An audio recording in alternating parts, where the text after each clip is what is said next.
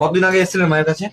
আমি পুজোর আগে এসেছিলাম। আচ্ছা, পুজোর আগে কি সমস্যা নিয়ে এসেছিলেন? আমি পেটের সমস্যা নিয়ে এসেছিলাম, আচ্ছা, কিন্তু আমি পেটের সমস্যা নিয়ে যেটা এসেছি সেটা মা আমাকে নির্মূল করে দিয়েছে।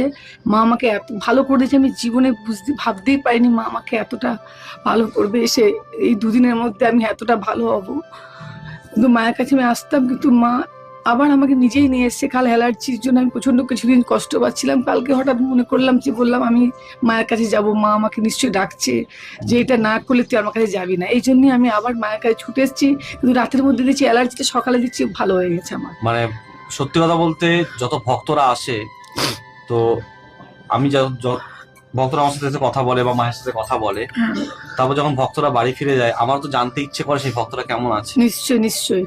কিন্তু আমি এতটাই ব্যস্তর মধ্যে থাকি যে যোগাযোগ করতে কারোর সাথে পারি না, না না, সম্ভব হয় এই না আমার। পুজোর মধ্যে হয়ও না, এটাই তো সময় দেওয়া অনেক। এই জন্যই প্রত্যেক ভক্তকে বলা হয় যে যখনই মা তোমাকে কৃপা করছে মায়ের চরণ তলে ছুটে চলে আসো, আবার আমি সবাইকে মাকে বলেছি, জানিয়ে যাও, তাহলে কি খুশি হয়ে যাবে মা। একদম আমি সবাইকে বলি যে বিশ্বাসটা রাখতে মায়ের প্রতি, বিশ্বাস করে মায়ের কাছে যেন আসতে পারে, মানে সবাই যেন আসে একবার মাকে দর্শন করে, তাহলেই বুঝতে পারবে মা কি জিনিস।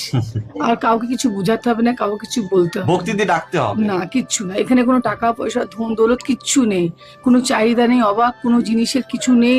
এটা আমার সব দিকে এখানে ভালো লেগেছে যে এত সুন্দর মাকে সুস্থ হয়ে পুজো করে মানে মানে বাড়ি যেতে পারবে। কোনো ঝামেলা চাওয়া টাওয়া পাওনা যে যার মতন করে, কোনো জোর জবরদস্তি নেই, কিচ্ছু নেই। যেটা মায়ের যার যার ইচ্ছে সে মাকে দাও, একদম। যেন মায়ের কাজে লাগে। কোথা থেকে এসেছেন আপনি? আমি দুর্গাপুর থেকে এসেছি। দুর্গাপুর। হ্যাঁ। বাহ। মায়ের স্থানে এসে কেমন লেগেছে? খুব ভালো, ভালো মানে বুঝাতে পারবো না। আমি তো এই জিনিস কাউকে বোঝাতে পারবো না। মায়ের জিনিস কি বোঝানো যায়, ওটা ভেতর থেকে কাউকে বলাই যাবে না। যে আসে সেই একমাত্র বুঝতে পারবে, তাছাড়া আর কেউ বুঝতে পারবে না। আচ্ছা, স্যারকে ওই ভিডিওটা দেখাবেন কি? হ্যাঁ একদম স্যারকে স্যারকে আমি এখান থেকেই নমস্কার জানাই। হ্যাঁ, আপনিও আসবেন মায়ের চরণতলে, একটু একদম মায়ের একটু আশীর্বাদ নিয়ে যাবেন। একদম। ভালো থাকুন, আপনি সুস্থ থাকুন। স্যারকে একটু আশীর্বাদ দিয়ে একদম, দেবেন, স্যারের জন্য ভালো আশীর্বাদ থাকবে মায়ের। একদম একদম ঠিক, ঠিক আছে। আর তোমার জন্য আশীর্বাদ রইলো, ভালোভাবে তুমিও মানুষের মতো মানুষ হবে। হ্যাঁ, এটা ঠিক আছে, একদম তুমি হবে। তোমার মধ্যে সেই জিনিসটা আছে, কিন্তু তোমার মধ্যে ভালোবাসা আছে, তোমার মধ্যে মনুষ্যত্ব আছে, যেটা কিন্তু তোমাকে আমি প্রথম দেখাতেই দেখে নিয়েছি তোমাকে।